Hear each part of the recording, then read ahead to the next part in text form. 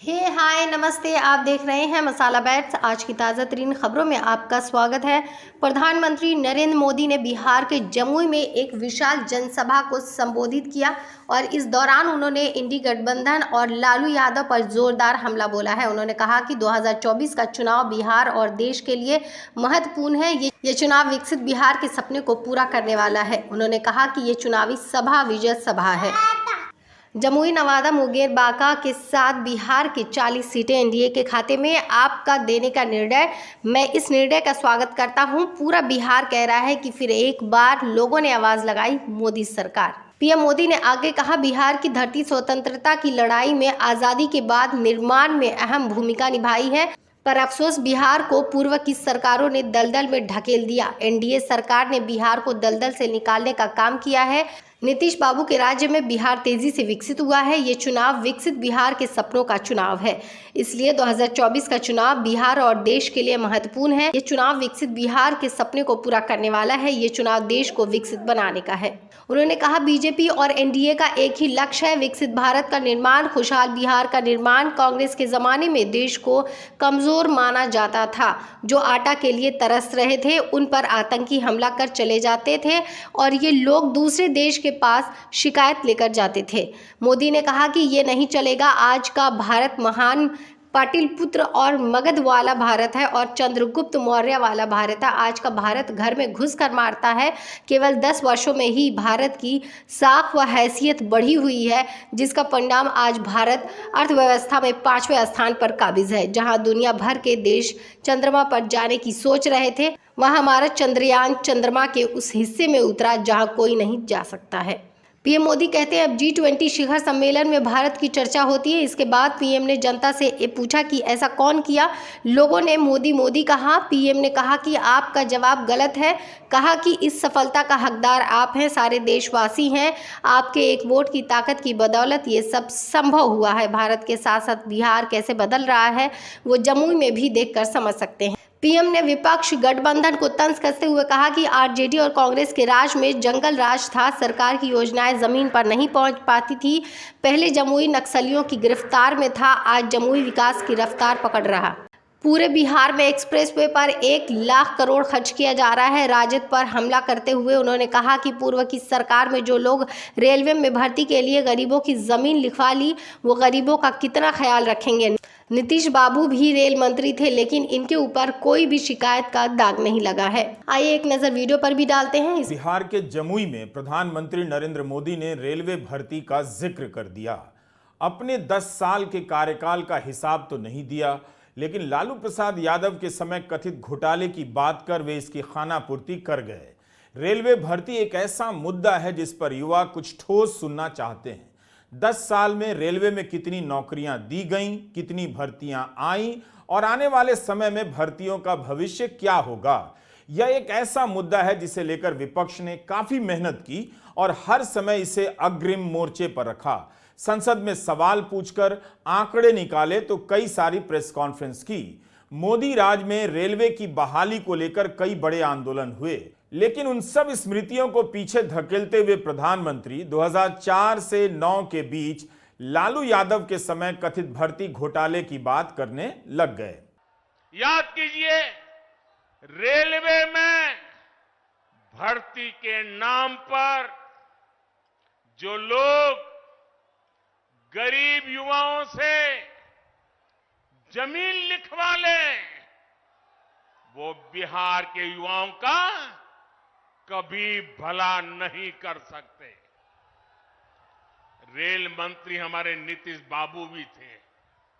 आज तक कोई शिकायत नहीं आई नीतीश बाबू के खिलाफ, और इन लोगों ने गरीबों की जमीन छीन ली।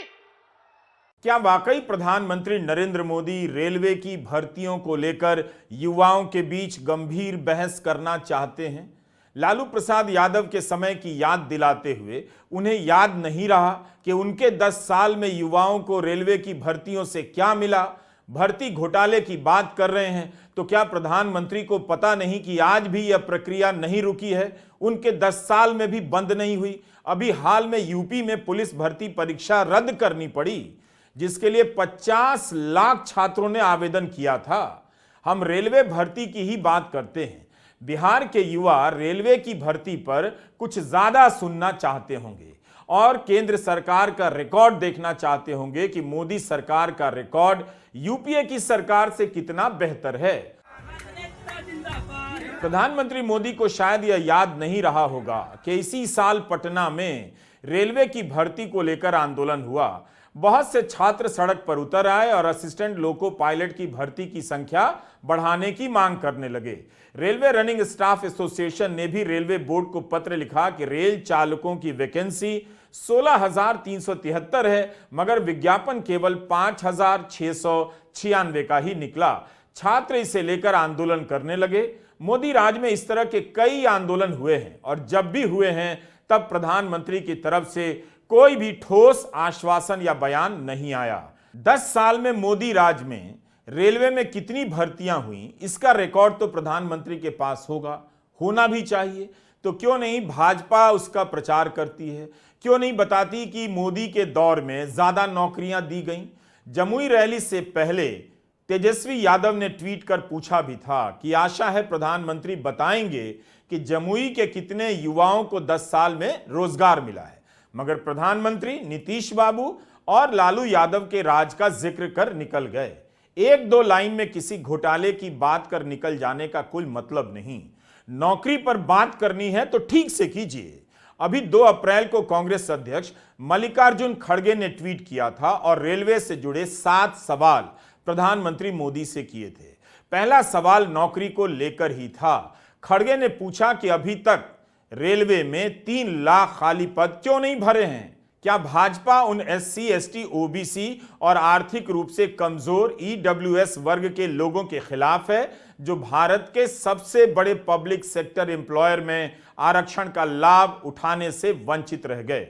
कायदे से प्रधानमंत्री या रेल मंत्री को 10 साल का पूरा डेटा देना चाहिए। यूपीए के समय कितनी भर्तियां निकली, मोदी राज में कितनी भर्तियां निकली और मोदी राज में भर्तियों को लेकर छात्रों ने कितने आंदोलन किए।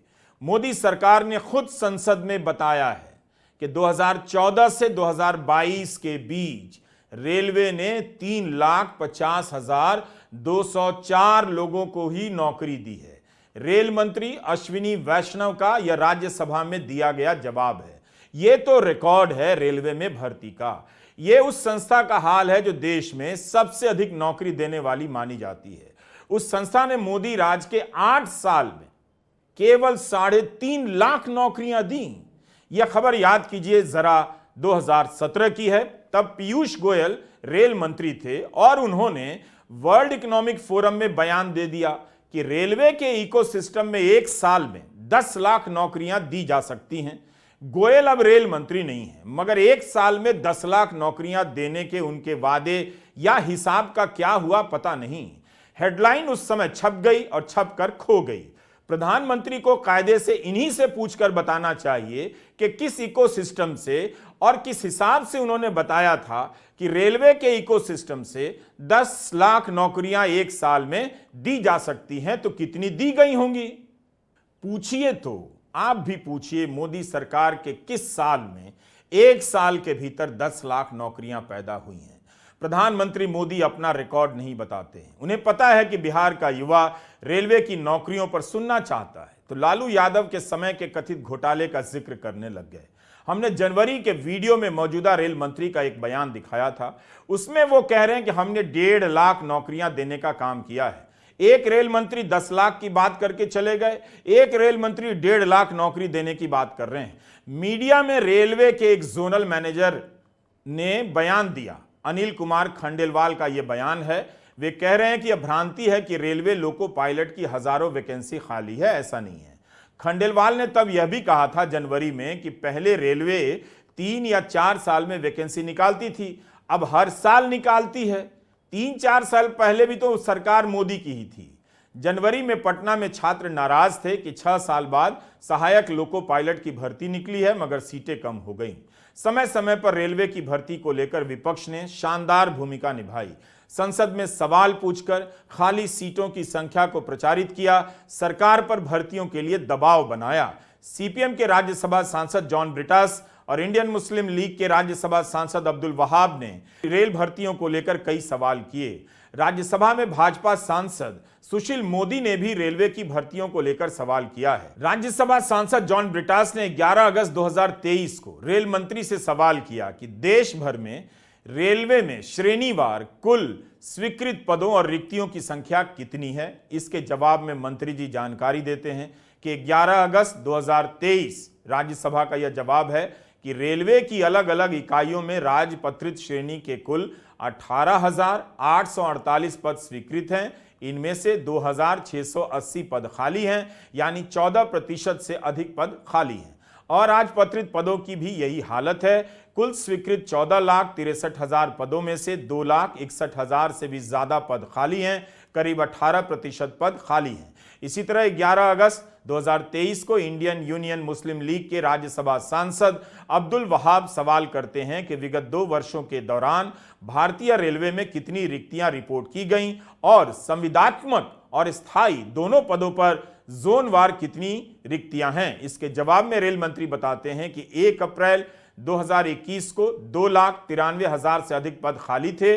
1 अप्रैल 2022 को 3 लाख से अधिक पद खाली थे और 1 जुलाई 2023 को खाली पदों की संख्या 2,63,000 से अधिक थी।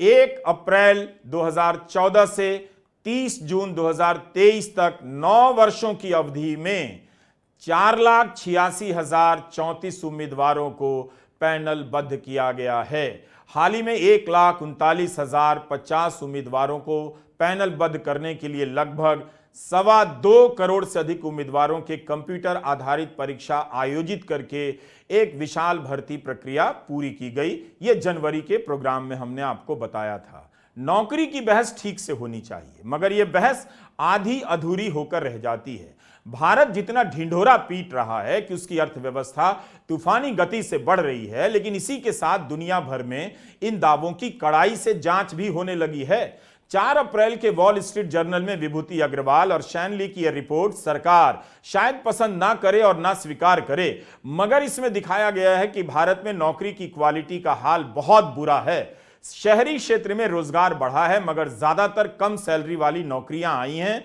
और कंस्ट्रक्शन के क्षेत्र में ही बढ़ी हैं। व्हाइट कॉलर जॉब को अच्छी नौकरी मानते हैं, लेकिन युवाओं के लिए व्हाइट कॉलर जॉब काफी नहीं है। सरकार ने फैक्ट्रियों में निवेश बढ़ाया है, मगर कुशल मजदूरों के लायक ब्लू कॉलर जॉब भी नहीं बढ़ी है। भारत में मैन्युफैक्चरिंग सेक्टर में केवल 6 करोड़ नौकरियां हैं, जबकि खेती में उससे 4 गुना लोग काम करते हैं। इतना ज्यादा अंतर है। इस रिपोर्ट में यह भी बताया गया है कि दुनिया में यह होता है कि युवाओं में बेरोजगारी की दर बाकी काम करने वाले सेगमेंट की आबादी की तुलना में ज्यादा होती है, लेकिन शिक्षा के बढ़ने के साथ उनमें नौकरी मिलने की संभावना भी बढ़ जाती है। मगर भारत में यह गणित पलट गया है। इसमें 2023 की अजीम प्रेमजी यूनिवर्सिटी की रिपोर्ट से बताया गया है कि 25 साल से कम के 40% कॉलेज ग्रेजुएट बिना नौकरी के हैं। इनके मुकाबले 25 साल के ऐसे युवा जिन्होंने प्राइमरी की पढ़ाई भी नहीं की, उनमें बेरोजगारी दर केवल 11% है, यानी उनके पास पढ़े लिखे युवाओं से ज्यादा काम है। इसकी तुलना चीन से की गई है वॉल स्ट्रीट जर्नल की रिपोर्ट में, जहां विकास दर घटती जा रही है, मगर 25 साल से कम उम्र के ग्रेजुएट हैं, उनमें बेरोजगारी की दर 7.5% ही है, जबकि भारत में 40% है।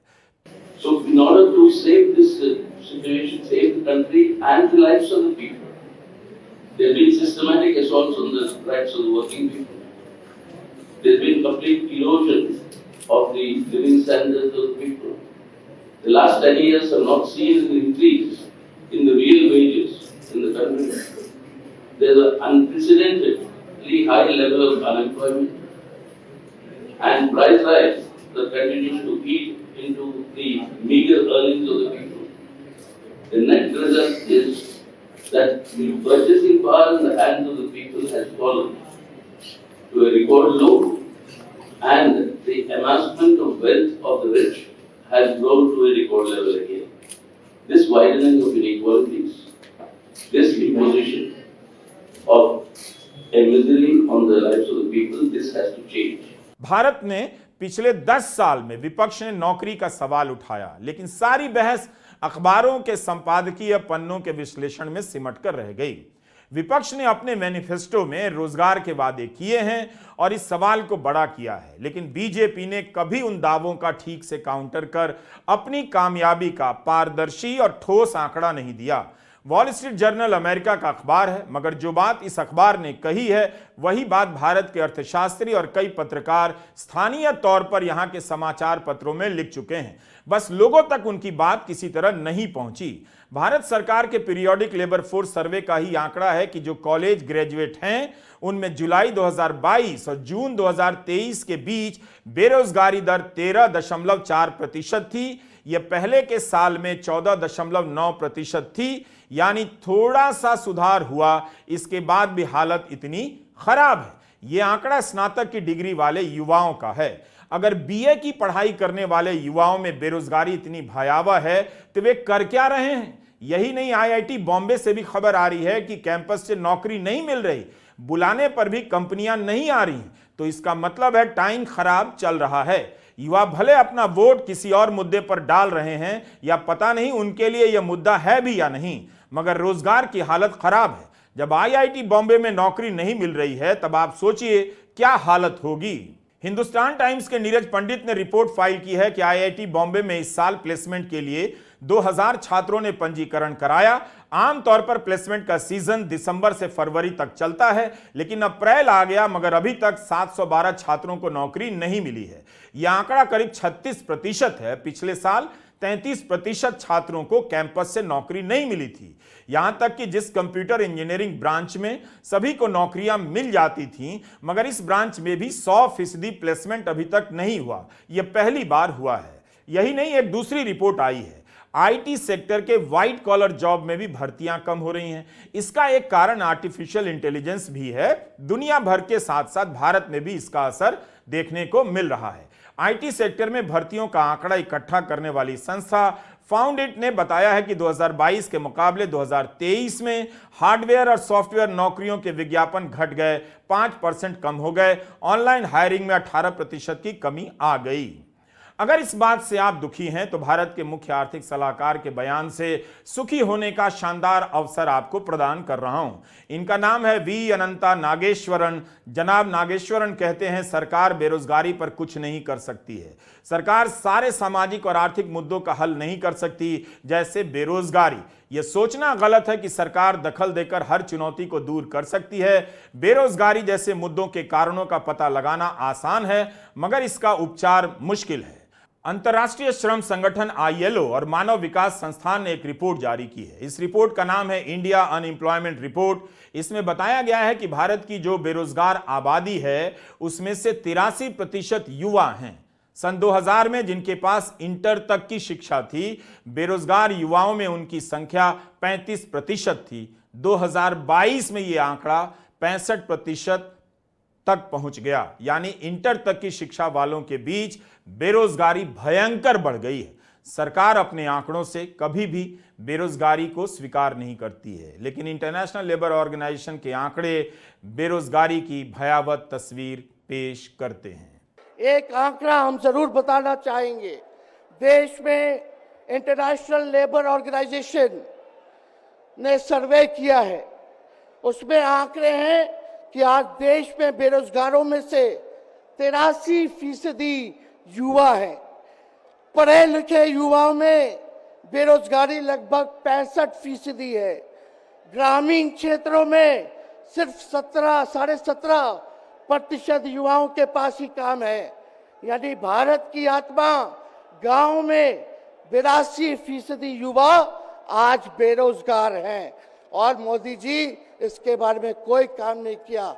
आप एक बार विश्वास कीजिएगा, अगर इंडिया सरकार की अलायंस की सरकार बनती है तो नौजवानों को हम लोग नौकरी देने का काम करेंगे, बेरोजगारी को दूर करेंगे। 2024 के चुनाव का लंबा समय निकल गया। जिस तरह से आम जनता और युवाओं के बीच रोजगार की बात होनी चाहिए, हुई ही नहीं। एक ही नारा चल रहा पर है, आपकी क्या कुछ राय है प्लीज कमेंट बॉक्स में जरूर बताइएगा। मिलते हैं किसी नई पेशकश के साथ, तब तक के लिए इजाजत दीजिए। और वीडियो अच्छा लगे तो लाइक शेयर सब्सक्राइब सपोर्ट जरूर करिएगा। इसी के साथ बने रहिए मसाला बैट्स पे अन्य खबरों के साथ। तब तक के लिए नमस्कार।